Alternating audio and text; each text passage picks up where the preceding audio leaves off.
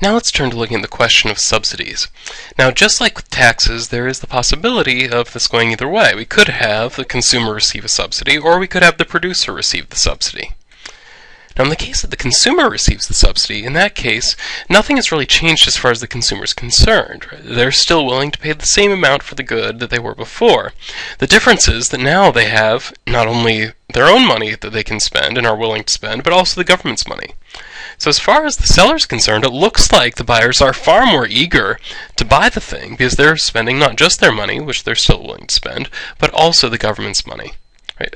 In effect, what's happening here is there's a shift upward, that is vertically upward, by the amount of the subsidy. As far as the seller is concerned, it looks like the demand has increased. As a result, we end up with a greater quantity being provided to the market. Now here, very much like with taxes, the question of what happens to prices is kind of complicated, because it looks like prices go up, and it is true from the seller's perspective, it does look like prices go up. They do receive more for the goods they're selling. But from the buyer's perspective, things are actually cheaper, because they're not having to pay the entire cost. Right? Some of the cost is being paid by the government. Right? So now we have the case of the price for the seller going up while the price for the buyer goes down. The thing has gotten less expensive, yet at the same time has gotten more profitable for those selling it.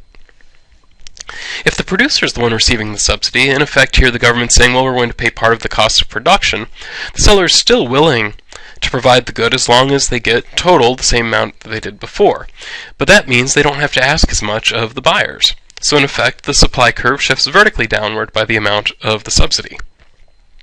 Now when we look at the effects on quantity and price, we find out that in fact it's exactly like what happened when the consumer was the one receiving the subsidy. That is, the price for the buyer is going to fall, and going to fall actually by exactly the same amount. The price for the seller is going to rise, also by the same amount. And the quantity is going to rise, also by the same amount as if the consumer had received the subsidy. So this is another case where we can look and find out it actually, in the end, doesn't actually matter who is the one that is receiving the subsidy, whether we're handing people money so they can go out and buy the thing, or whether we're handing people money so they can produce and sell the thing. It doesn't make any difference. We're going to end up with the same effects on the market. So let's see what those effects are. First point is that, as I already noted, legal incidence is utterly irrelevant. It doesn't matter who's the one, in effect, getting the check. Right?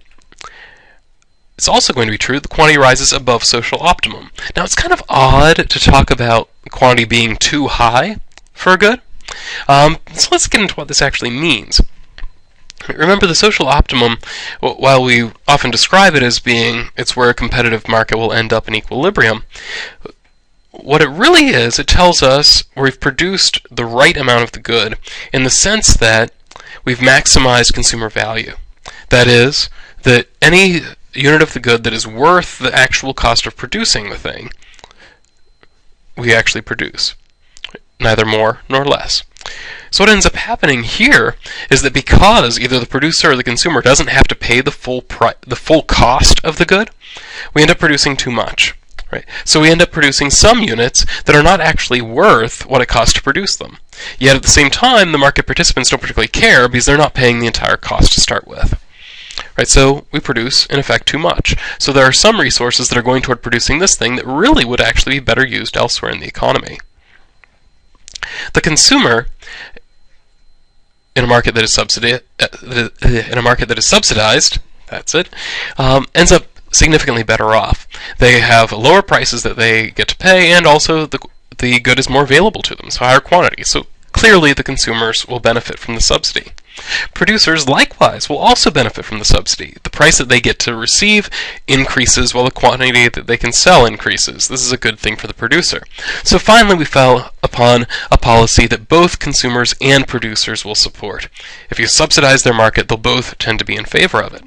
Now, where this can create problems is for the government. After all, the money for the subsidy doesn't just come from nowhere, at least typically. Instead, the government has to raise this money somehow. So that means we have to cut other programs, it means we have to tax other markets, and this is a very unpleasant scenario for the government. So subsidy expenses create complications for the government in terms of the budget, and therefore governments tend to be a little bit more nervous about offering subsidies, despite the fact that they would be politically popular within those markets that are being subsidized. Now, exactly which of these is the more powerful incentive, I think is a matter of your own opinion, but it does seem like the government does give a lot of subsidies in a lot of markets, suggesting that they are more interested in this political aspect of it and really don't think that people make the connection between subsidies and taxes. Another point worth looking at is subsidy versus a price ceiling. Now, we know that a price ceiling is one thing we can do to try to make a good cheaper for consumers, but at the same time we know that that also has a mixed effect on consumers. On the one hand, if you push the price down, yes, the good is actually cheaper. On the other hand, when you push the price down, the good is less available to the consumer. So consumers may be made better off, may be made worse off. It really depends on the individual person, the effect that's on them. So it ends up subsidies, though, don't have a mixed effect. Instead, it's a clear gain. We have more consumers getting served, and they're being served more cheaply, at least as far as the consumers themselves are concerned. Right? So if we're going to try to help the consumers in a particular market, a price ceiling is not the way to go. Instead, subsidies are the way to go. Now, one could of course argue, and it is true, that either of these creates some kind of inefficiency in the market. With a price ceiling, we suppress quantities, so we're producing too little. With a subsidy, we're producing too much, and that is true. But if it ends up that for whatever reason we think an overriding concern is to help the consumers in a particular market, then we should subsidize that market rather than have price ceilings on it.